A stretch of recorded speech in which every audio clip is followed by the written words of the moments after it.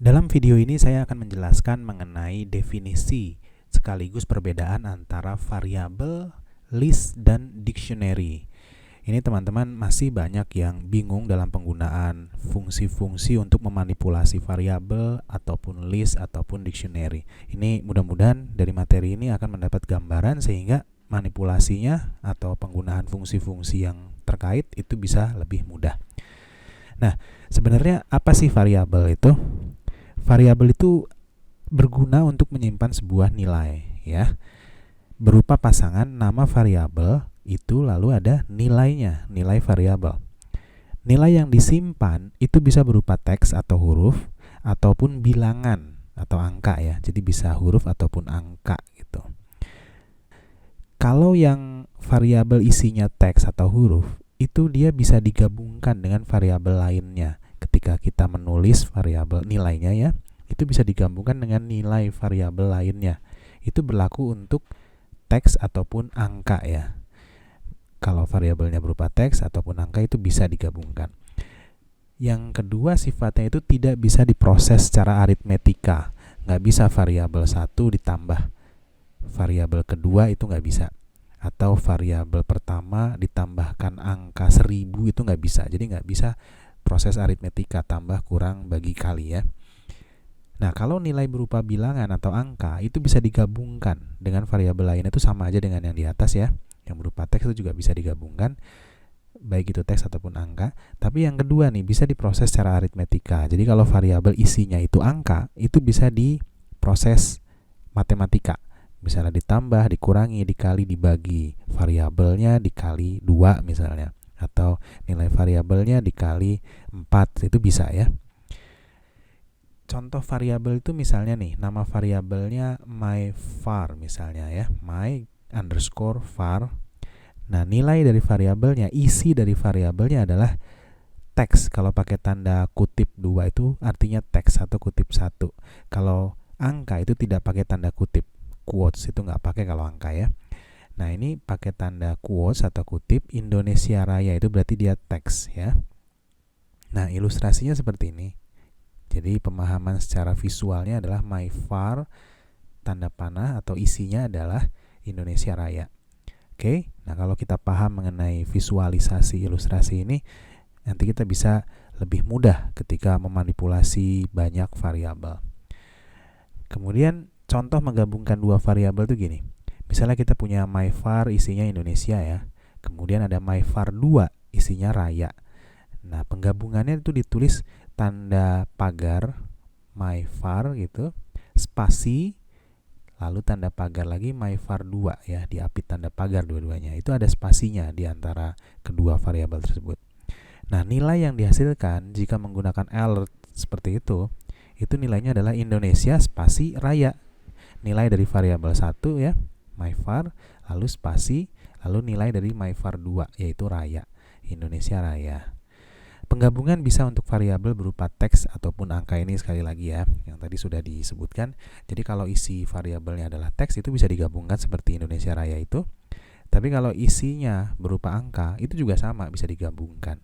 Misalnya Indonesia ya, myVar-nya Indonesia, myVar 2-nya misalnya 1, digabungkan jadi Indonesia spasi 1. Jadi string, jadi teks. Nah, kalau udah jadi teks seperti itu tidak bisa diproses secara aritmetika karena sudah jadi teks. Nah, sekarang kita akan bahas list. List itu sebenarnya apa sih? List itu berguna untuk menyimpan beberapa nilai, oke? Kalau variabel tadi menyimpan satu nilai saja. Kalau list itu beberapa nilai. Karena beberapa nilai, jadi di dalam list itu ada elemen-elemen berupa gabungan elemen-elemen. Jadi dia setiap elemen itu dinomorin. Istilahnya adalah indeks. Jadi elemen pertama itu berarti elemen dengan indeks pertama seperti itu. Oke, elemen dengan indeks 0, indeks 1, indeks 2. Nah, indeks itu berupa angka yang berurutan. Dimulai dari 0. Jadi 0, 1, 2, 3, 4, 5 itu indeks ya. Kalau sebuah list size-nya atau ukurannya ada 5, berarti indeksnya itu 0 sampai 4. 0, 1, 2, 3, 4 itu ada 5 elemen ya. Size-nya, ukuran listnya ada 5. itu elemennya 0 sampai 4 ya. Bukan 0 sampai 5. Kalau 0 sampai 5 berarti ada 6. Ada 6 size-nya ya, ada 6 elemen. Nah, setiap elemen akan memiliki nilai seperti variabel. Elemen ke-0 nilainya misalnya Indonesia. Lalu elemen ke-1 itu nilainya raya, itu kayak gitu ya. Setiap elemen punya nilai yang berbeda-beda. Nilai dari masing-masing elemen bisa teks atau angka seperti variabel ya. Bisa Indonesia atau bisa angka 1, itu bisa. Kemudian kalau kita punya list, itu bisa digabung dengan list yang lain. Jadi listnya tambah panjang. Misalnya list pertama itu ada 5 elemen, kemudian list kedua ada 6 elemen. Kalau digabung itu total list gabungannya adalah 5 tambah 6. Ada 11 elemen. Itu bisa digabung ya. Ilustrasi list itu seperti ini. Jadi misal ada sebuah list dengan nama my list gitu. Nah, itu ada elemen 0, elemen ke-0 itu isinya Indonesia, elemen ke-1 itu isinya raya, elemen kedua itu angka 1000. Oke. Elemen ketiga bisa kosong itu ya teks tapi isinya kosong. Kemudian elemen keempat itu isinya bisa list lagi. Jadi nanti ada elemen-elemen lagi di dalam elemen yang keempat itu. Nah, ini semua 0 sampai 4 itu size-nya, ukuran si list my list ini ada 5 ya. 0 sampai 4 itu ada 5. Ada 5 kotak gitu yang warna hijau ya. Nilai yang dihasilkan jika menggunakan alert nama list, misalnya kita alert my list, itu hasilnya yang dikeluarkan itu string tidak dikenal. Karena isinya my list itu kan berbagai elemen, bukan nilai. Tapi kalau nilainya digabungkan si list ya, itu nggak bisa. Yang bisa digabungkan nilainya adalah elemennya. Nah, kalau dictionary apa? Tadi kita udah bahas variabel, kemudian sudah bahas list, sekarang kita bahas dictionary. Dictionary itu sangat mirip list. Jadi dia adalah sebuah kontainer gitu yang isinya seperti list. Ada elemen-elemennya. Bedanya apa? Bedanya setiap elemen bukan dinomori dengan angka. Bukan dengan angka ya, tapi menggunakan nama unik gitu. Kalau tadi list itu kan elemen ke-0 gitu, elemen ke-1, elemen ke-2, angka 0, 1, 2, 3 dan seterusnya. Tapi kalau dictionary itu bukan 0, bukan 1, bukan 2, bukan 3 indeksnya ya, tapi nama lagi. Seperti apa? Nah, nama indeks itu bisa dibuat sesuai keinginan. Misalnya kita menginginkan indeks pertama itu namanya first name, misalnya, itu bisa. Oke, terserah kita. Nah, ini maksudnya seperti apa sih? Misalnya kita punya dictionary dengan nama biodata. Nah, elemen pertama, elemen ke-0 kalau di list ya, itu first name. Kalau di dictionary bisa dinamain seperti itu. Bukan 0 lagi, tapi kita kasih nama first name.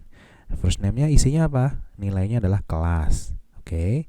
Lalu elemen kedua itu kita namakan indeksnya adalah last name. Oke, nilainya adalah bot. Kemudian alamat, nomor rumah, seperti itu ya. Nah, yang terakhir karyawan itu elemennya indeksnya namanya karyawan. Isinya itu bisa list ataupun dictionary lagi. Itu fleksibel ya. Nilai yang dihasilkan jika menggunakan alert nama dictionary itu sama seperti kita mengalert nama list. Jadi error gitu, stringnya tidak dikenal. Alert my dictionary. Karena my dictionary itu memiliki elemen-elemen di dalamnya. Tapi kalau kita alert si elemennya, misal elemen kedua tuh apa? First name ya. Bukan first name tadi ya contohnya. Ini contoh saja, misalnya last name gitu kedua. Jadi my dictionary first name itu kelas isinya. Jadi kita harus mengalert si elemen, bukan si dictionary-nya. Oke? Jadi elemen di dalam dictionary yang kita alert itu ada nilainya. Penggabungan nilai berlaku untuk elemen di dalam dictionary. Ini mirip list ya, bukan untuk dictionary-nya. Jadi nilai elemen-elemen itu bisa digabungkan seperti variabel. Oke? Demikian pembahasan mengenai variabel, list, dan dictionary. Mudah-mudahan bisa dipahami, kemudian kita bisa menggunakan fungsi-fungsi yang terkait dengan variabel, list, dan dictionary ini.